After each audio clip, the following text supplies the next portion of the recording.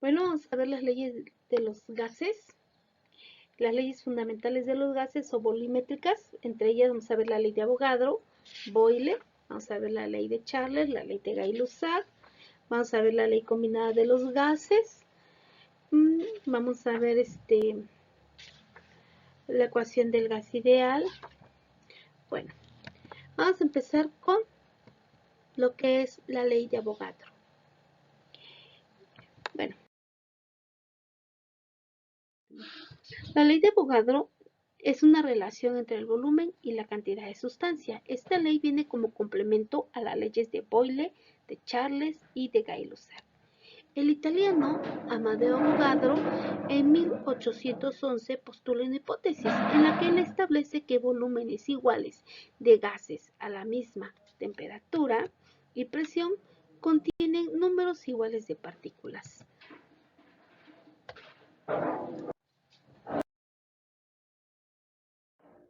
Como por ejemplo, tenemos en los gases del neón, del oxígeno y del dióxido de carbono. ¿Sí? A medida que vamos agregando gas a un globo se va a expandir. Por lo tanto, el volumen de un gas va a depender no solo de la presión y la temperatura, sino también de la cantidad del gas.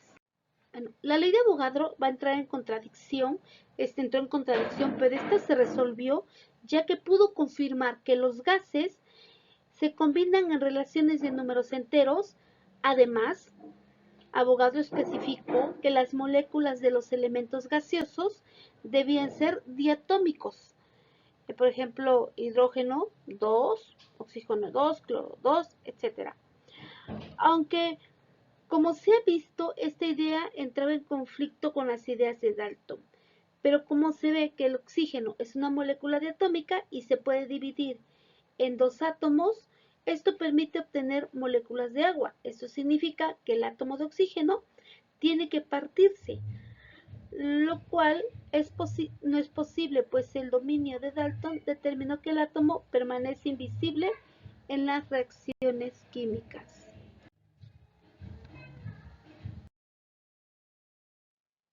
En el cuadro anterior, como se observó, que existe una relación directamente de proporcionalidad entre el volumen y el número de moles, de tal forma que si se triplica el número de moles, al igual se triplica el volumen.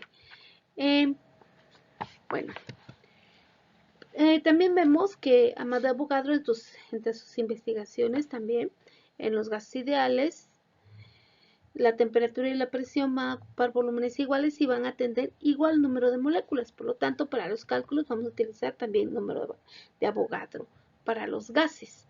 El número de Avogadro es 6.022 por 10 a la 23 número de moléculas.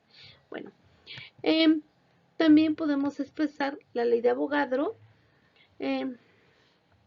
con la proporcionalidad entre el volumen y la cantidad de sustancia, que es en moles. Al igual en las leyes anteriores, como sabemos, K es una proporcionalidad y esta constante podría quedar representada como observamos en la fórmula. Esta expresión nos va a llevar a que la ley de Avogadro apunta que para que un gas a presión y temperatura constante, el volumen es directamente proporcional al número de moles del gas. ¿Sí? Ahora, supongamos que tenemos una cierta cantidad de gas N1 que ocupa un volumen 1 al comienzo del experimento, y si variamos la cantidad a un nuevo valor va a cambiar a otro volumen y va a ser un número de moles 2. Y pues si nosotros estas constantes las igualamos, pues nos va a quedar esta fórmula en la que vamos a ocupar para lo que es determinar el número de moles o volumen en la que es la ley de Avogadro, con la ley de Avogadro.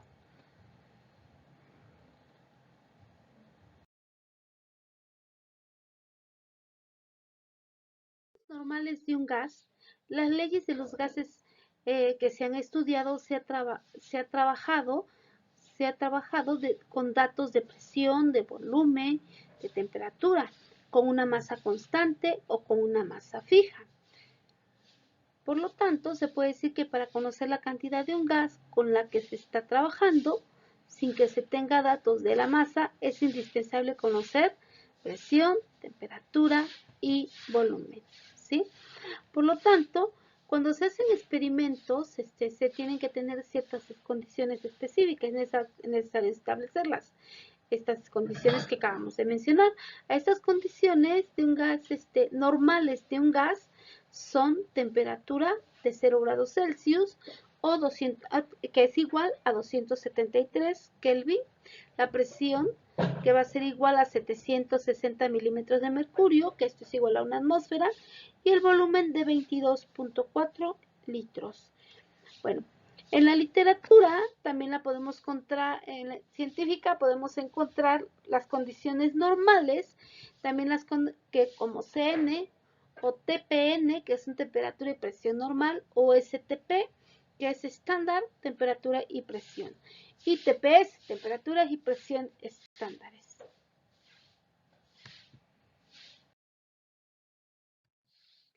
Bueno, tenemos que un mol de cualquier gas en condiciones de temperatura y presión estándar va a ocupar un volumen de 22.4 litros, cualquier gas. Ahí tenemos hidrógeno, nitrógeno, cloro y yodo.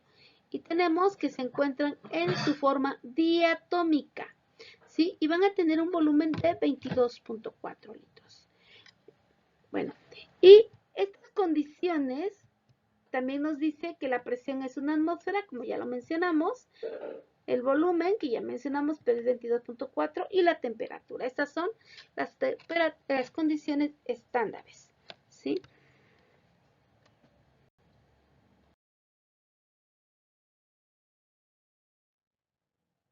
Ok, vamos con un ejercicio. Y nos dice que si se tienen 5 litros de un gas que contiene 0.95 mol y se aumenta la cantidad del gas hasta tener 1.44 mol, ¿cuál será el nuevo volumen del gas a temperatura y presión constante?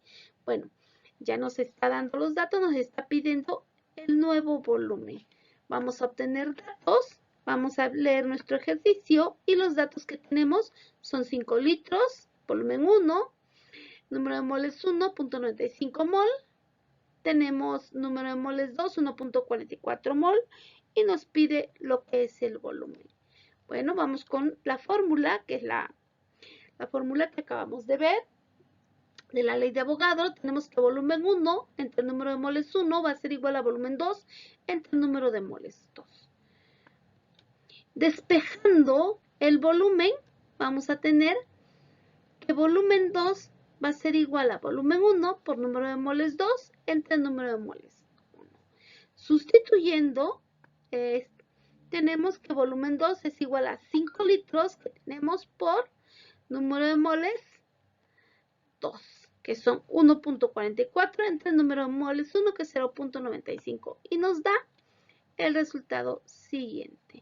Volumen 2 es igual a 7.58 litros. Bueno, continuando,